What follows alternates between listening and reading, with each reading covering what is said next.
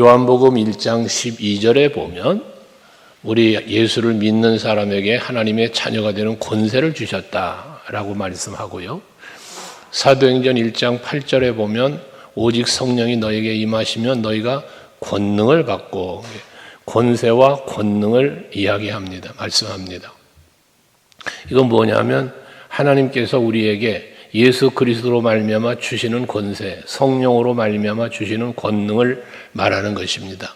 오늘 다윗이 고백하는 1절 말씀에 보면 너희 권능 있는 자들아 라고 말씀하고 있습니다.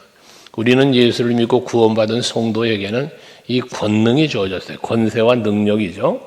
이것이 주어졌는데 권능 있는 자들아를 말하는 것은 택함받은 백성들아, 하나님의 은혜와 사랑을 입은 자들아 라고도 말할 수 있다는 것이죠. 그래서 그렇게 하나님의 은혜로 권세와 능력을 받은 사람들이라면 영광과 능력을 여호와께 돌리고 돌릴지어다 라고 말씀하고 있습니다. 왜? 여호와 하나님으로부터 내게 온 권능이기 때문에 그런 것이죠. 범사의 모든 것은 하나님의 은혜로 되어짐을 우리는 늘 고백하지 않습니까? 이것처럼 우리는 항상 영광을 하나님 앞에 돌려야 하는 이유는 내가 사는 것이 다 하나님의 은혜로 살기 때문에, 내가 누리고 있는 모든 것들이 다 하나님의 은혜로 살기 때문에 그런 것입니다. 그래서 영광을 돌리고 돌리라고 말씀하면서 여호와께 그의 이름에 합당한 영광을 돌리며 거룩한 옷을 입고 여호와께 예배할지어다라고 말하고 있습니다. 하나님의 이름에 합당한 영광이라고 말하고 있습니다. 하나님의 이름의 영광, 그 이름이 여호와인데, 예수인데 그 이름이 합당한 영광은 무엇이겠습니까? 구원자, 즉 우리의 구원을 이루시는 분, 천지 만물을 창조하신 분, 이게 하나님의 권능이잖아요. 그러니까 그 이름 속에는 여호와의 이름이라는 이름 안에는 우리에게 향한 하나님의 권능이 있다는 거죠. 그 하나님의 권능의 이름에 합당한 이에요. 그래서 그 합당한 영광은 하나님이 우리에게 베푸신 권능, 구원, 사랑, 이 모든 것에 대한 감사하는 마음, 하나님 앞에 찬송하는 그런 감사, 찬송, 이것이 곧 합당한 영광을 돌리는 것이다 그 말입니다. 그래서 여러분들에게 늘 말씀드리는 거, 내가 하나님께 받은 은혜가 무엇인가? 받은 은혜를 늘 헤아려야 돼. 늘 헤아려. 날마다 헤아려야 돼. 그러면 그 받은 은혜에 합당한 영광을 우리가 돌릴 수 있게 되어지는 거죠. 은혜를 알면 감사가 나오는 거예요. 그러나 은혜를 잊어버린 감사를 잃어버리는 거다 그 말입니다. 그래서 그 이름에 합당한 영광을 돌리라고 했고, 또 거룩한 옷을 입고 여호와께 예배하라라고 말하고 있습니다. 거룩한 옷을 입는다는 것은 구별된 삶을 사는 걸 말한다 해요. 옷은 성도들의 행실이라고 그랬잖아요. 근데 거룩한 옷이다, 거룩한 행실이죠.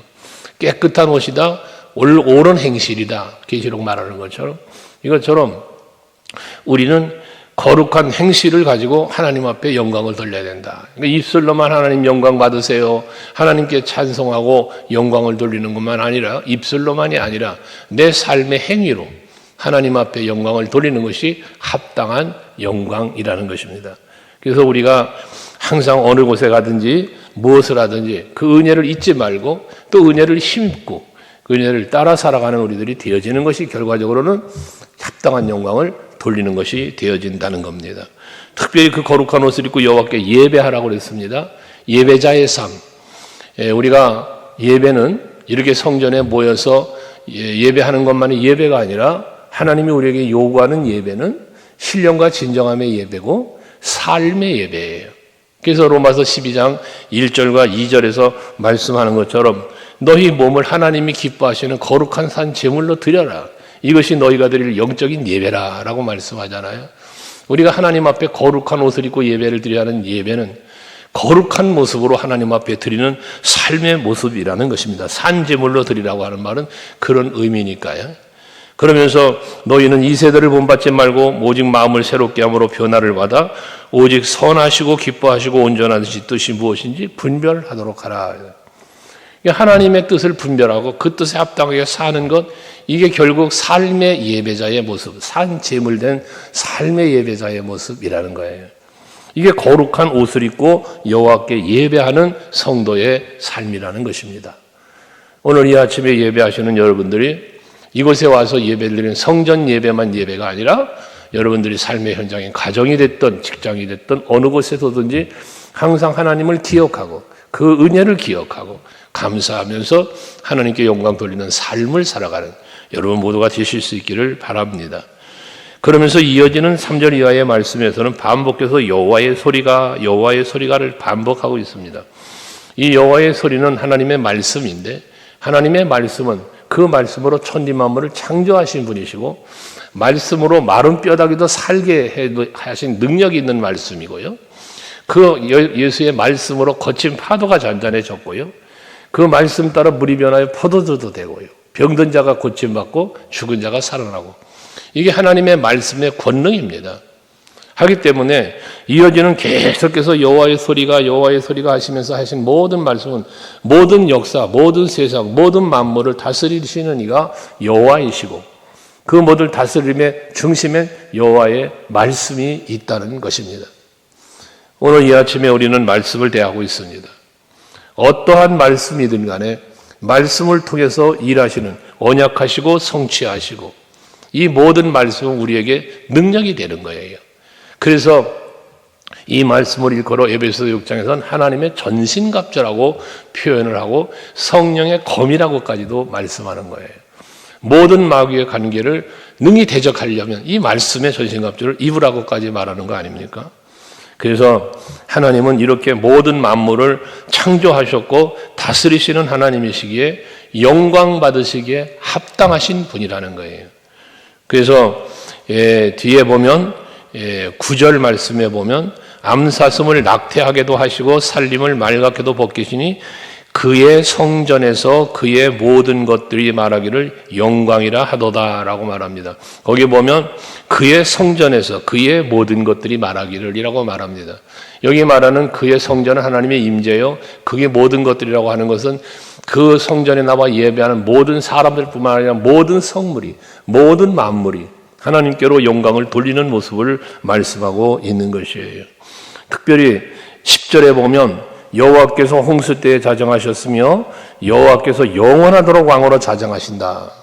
하나님의 영광은 잠시 나타나고 끝나는 게 아니라 영원토록 받으실 영광이란 말이에요. 왕으로 자정하신다. 이건 뭡니까? 왕 앞에 백성은 어떤 모습이에요? 절대적으로 왕 앞에 굴복하는 거죠. 왕의 권세 앞에. 여호와 하나님은 영원하신 왕이라는 거예요.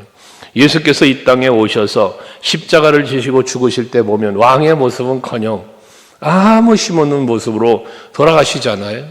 하지만 부활이라고 하는 사망의 권세를 이기시는 승리, 영원한 왕으로 승리하시는 거예요. 마지막 심판 때가 되면 그 영원한 왕권을 가지고 심판하러 오실 거고요. 하기 때문에 우리는 그 영원하신 왕 되시는 예수 그리스도를 여호와 하나님을 왕으로 모시고 살아가는 우리들이 되어야 한다는 것이죠. 그것은 곧 하나님의 권능을 인정하는 거예요. 앞에 여호와의 이름에 합당한 영광을 돌리라고 말씀한 것처럼 우리는 그 이름을 높여드리고 그 이름을 찬송하면서 그 앞에 엎드려 겸손히 영광 돌리는 우리들이 되어야 한다는 겁니다. 그러면서 11절 마지막에 보면 여호와께서 자기 백성에게 힘을 주시며 그랬어요. 여호와 하나님은 자기의 힘을, 자기의 권능을 자기 백성에게 주신단 말이에요. 그래서 처음에 말씀드린 것처럼 하나님의 자녀가 되는 권세를 주셨다. 또 성령으로 권능을 주셨다라는 말씀을 하는 겁니다. 이게 다 뭐예요? 하나님께서 주시는 거예요. 누구에게? 자기 백성에게. 이 자기 백성은 하나님께 택함 받은 사람들, 여러분이죠. 여러분에게 하나님은 뭐 했어요? 힘을 주셨어요. 힘을. 다윗은 여호와는 나의 힘이시다라는 고백을 하잖아요. 하나님이 나의 힘이 되시고 하나님이 나의 권세와 능력이 되시니 무엇이 두렵겠습니까? 앞에 27편에서 우리가 말씀을 묵상했던 것처럼 다윗은 여호와는 나의 빛이요 또 구원의 빛 능력이 되시고 생명의 능력이 되시고 구원이 되시니 내가 누구를 무서워하리요 두려워하리요 무섭지 않다잖아요. 바로 이런 거예요. 그래서 여러분들은 하나님의 백성이기에 하나님의 자녀이기에 하나님께서 힘을 주신다는 사실을 믿으셔야 하고 또 이어서 여호와께서 자기 백성에게 평강의 복을 주시리로다 했습니다. 하나님은 힘도 주시고 평강도 주신다고 말이에요. 그러니까 어떻게 보면 이게 두 가지는 힘과 평강은 공존한다고 볼 수 있는데, 힘이 있으니까 두려움을 이기고 세상을 이기고 악을 이기는 그 이김 속에서 누리는 평강이 있음을 말하는 거잖아요. 그러므로 여러분들은 이기는 자가 누리는 평강을 마음껏 누리는 여러분 되시기 바랍니다. 사도 바울은 초대교회의 많은 성도들은 매를 맞아도 평안했어요. 감옥에 갇혀도 죽임을 당하도 저들에게는 행복했어요. 스데반 집사님은 돌에 맞아 죽는 상황 앞에도 그 얼굴이 천사와 같았다고 하잖아요. 얼마나 그 마음에 평강이 있었으면 그럴 수 있었을까를 한번 헤아려 보는 것이죠. 여러분들에게 이렇게 하나님께서 주시는 힘과 그 평강이 여러분에게 있고 그것이 여러분의 누림이 될 수 있길 축복합니다.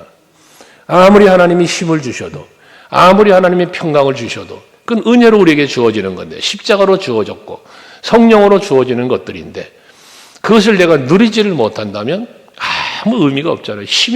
힘을 주어도 힘을 쓸 수 없고 평강을 주어도 평강을 누리지를 못한다면 이건 어리석은 자가 되는 것이죠. 오늘 하루를 사시면서 하나님이 공급해 주시는 힘과 하나님이 여러분에게 주시는 평강을 마음껏 누리시면서 하나님께 큰 영광을 돌리시는 우리 성도님들 모두 되시길 축복합니다. 기도하시겠습니다.